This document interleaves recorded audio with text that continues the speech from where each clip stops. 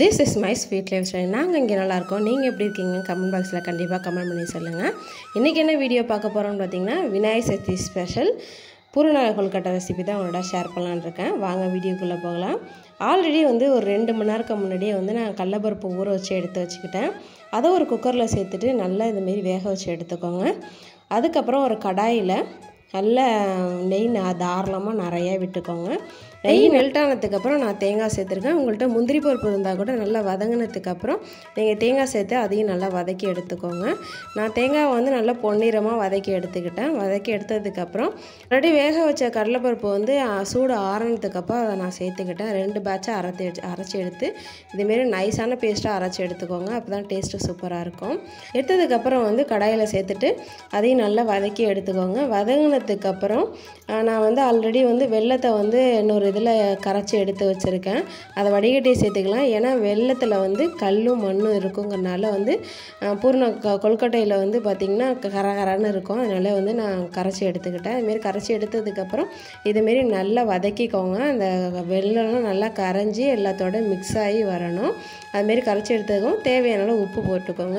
உப்பு ரொம்ப சேர்க்க வேணாம். ஏன்னா அதில் வெல்லத்திலே உப்பு இருக்குங்கிறனால கொஞ்சமாக சேர்த்துக்கோங்க. அதுக்கப்புறம் ஒரு 4-5 ஏலக்காய் தட்டி சேர்த்துருக்கேன். இதனால் தட்டி சேர்த்ததுக்கப்புறம் நல்லா அதுமாரி வதக்கிக்கோங்க. வதங்கினதுக்கப்புறம் இன்னும் கொஞ்சம் தாராளமாக நெய் விட்டுக்கோங்க. நெய் விட்டிங்கன்னா டேஸ்ட்டு சூப்பராக இருக்கும். நல்லா அதுமாரி நெய் ஊற்றினதுக்கப்புறம் ஒரு கலக்கிட்டு ஸ்டவ் ஆஃப் பண்ணிட்டு எடுத்து வச்சுக்கோங்க. அதே கடாயில் ஒரு கப்பு பச்சரிசி மாவு நல்லா அதுமாரி வதக்கி எடுத்துக்கிட்டேன்.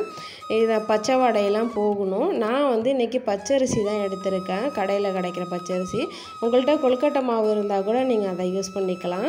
இதுமாரி நல்லா அந்த பச்சை வடைலாம் போனதுக்கப்புறம் நான் தண்ணி சேர்த்து நல்லா பிசைஞ்சு எடுத்துக்கிட்டேன். நல்லா இதுமாரி கொஞ்சம் கொஞ்சமாக வெந்நீர் ஆல்ரெடி போட்டு எடுத்து வச்சுருந்தேன். அந்த வெந்நீரை போட்டு கொஞ்சமாக கரண்டியால் பிசைஞ்சிக்கிட்டேன். ஏன்னா சூடாக இருக்குங்கனால கை வச்சு பிசைய முடியாது. அதுமாரி கொஞ்சம் கொஞ்சமாக தண்ணி சேர்த்து நல்லா பிசைஞ்சு எடுத்துக்கோங்க. இன்னும் கொஞ்சம் தண்ணி விட்டுட்டு அதுக்கப்புறம் ஸ்பூன் எடுத்துகிட்டு கையாலே பிசைச்சிக்கோங்க. இதுமாரி ஃபேனில் வச்சுட்டு நீங்கள் பிசைஞ்சிங்க அப்படின்னா கொஞ்சம் ஃப்ரீயாக இருக்கும். இதுமாரி நான் பிசைஞ்சு எடுத்துக்கிட்டேன்.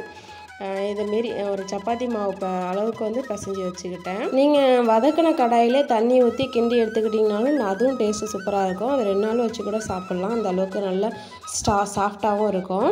அதுக்கப்புறம் ஒரு தட்டு எடுத்துக்கிட்டேன். அந்த தட்டில் எண்ணெயை ஊற்றி தாராளமாக தடவி வச்சுக்கிட்டேன். அதில் நான் செஞ்ச மாவில் ஒரு உருண்டை எடுத்து நல்லா இதுமாரி தட்டி எடுத்துக்கோங்க. உங்கள்கிட்ட வாழை இலை அதுமாரி பூசணி இலை இதுமாரி இருந்தால் கூட அதில் கூட நீங்கள் இந்த கொழுக்கட்டையை செஞ்சுக்கலாம். நான் இன்றைக்கி தட்டு தான் யூஸ் பண்ணியிருக்கேன். இதுமாரி நல்லா வதங்கினதுக்கப்புறம் உள்ள பூரணத்தை வச்சுட்டு ஒரு பால் சைஸுக்கு உருண்டை பிடிச்சி எடுத்துக்கோங்க. இதுமாரி உருண்டை பிடிச்சி எடுத்து வச்சுக்கிட்டு ஒரு இது ரெடி ஆகிடுச்சு. நான் இன்றைக்கி பால் ஷேப்பில் தான் செஞ்சுருக்கேன். உங்கள்கிட்ட கொழுக்கட்டை அச்சு இருந்தால் கூட நீங்கள் அதில் கூட செஞ்சுக்கலாம். நல்லா சேஃபாக இருக்கும். இப்போலாம் கொழுக்கட்டை மாவோடைய கொழுக்கட்டை அச்சு ஃப்ரீயாக தராங்க. அதை கூட நீங்கள் யூஸ் பண்ணிக்கலாம். நான் இன்றைக்கி பால் ஷேப்பில் செய்கிறனால கொழுக்கட்டை அச்சு யூஸ் பண்ணலை. இதுமாரி அடுத்து கையில் கூட இதுமாரி நல்லா நைஸாக தட்டி எடுத்துக்கலாம். கையில் தட்டினாலும் நல்லா நைஸாக தட்டி எடுத்துக்கோங்க. அப்போ தான் நல்லாயிருக்கும். இதுமாரி நைஸாக தட்டி எடுத்ததுக்கப்புறம் உள்ளார பூரணத்தை ஸ்டஃப் பண்ணிவிட்டு நான் பால் ஷேப்பில் ரெடி பண்ணிக்கிட்டேன். கொழுக்கட்டை அச்சில் செஞ்சிங்கன்னா இன்னும் சூப்பராக இருக்கும். உங்கள்கிட்ட கொழுக்கட்டை அச்சு இல்லைன்னா கூட வாழை இலை இருக்குல்ல, அந்த வாழை இலையில் கூட நீங்கள் கொழுக்கட்டை செஞ்சுக்கலாம். அதுமாரி பூசணி இலையில் தான் எங்கள் ஊர்லலாம் கொழுக்கட்டையே செய்வாங்க. அதேமாரி கூட செஞ்சுக்கலாம். ஆல்ரெடி நான் ஒரு 3 மணி நேரத்துக்கு முன்னாடி பாஸ்மதி அரிசியை ஊற வச்சு எடுத்திருக்கேன். சும்மா டெக்கரேஷனுக்காக அதை எடுத்துக்கலாம். இதுமாரி பால் ஷேப்பில் செஞ்சதுக்கப்புறம் இட்லி தட்டை எடுத்துக்கோங்க. இட்லி தட்டில் வாழை இலையை நல்லா வாட்டி எடுத்ததுக்கப்புறம் அந்த வாழை இலையை அதில் வச்சுட்டு நான் கட் பண்ணி எடுத்துக்கிட்டேன். அதுக்கப்புறம் நம்ம பாஸ்மதி அரிசியில் இந்த கொழுக்கட்டையை நல்லா டிப் பண்ணி அதை அந்த வாழை இலையை வச்சு வேக வச்சுக்கலாம். இதுமாரி ஒவ்வொரு உருண்டைகளாக பாஸ்மதி அரிசியில் டிப் பண்ணிக்கிட்டேன். இது டெக்கரேஷனுக்காக தான். நீங்களும் இதுமாரி ட்ரை பண்ணி பாருங்கள். நல்லாயிருக்கும். பாஸ்மதி அரிசி ஆல்ரெடி நம்ம ஊற வச்சுருக்கோங்கிறனால அது ஒரு 15 நிமிஷம் கிட்ட வேக வச்சிங்க அப்படின்னா இதுமாரி ஈஸியாக ரெடி ஆகிடும். ஒவ்வொரு உருண்டைகளாம் போட்டு எடுத்ததுக்கப்புறம் நான் இட்லி பானையில் வச்சு வேக வைக்க ஸ்டார்ட் பண்ணிட்டேன்.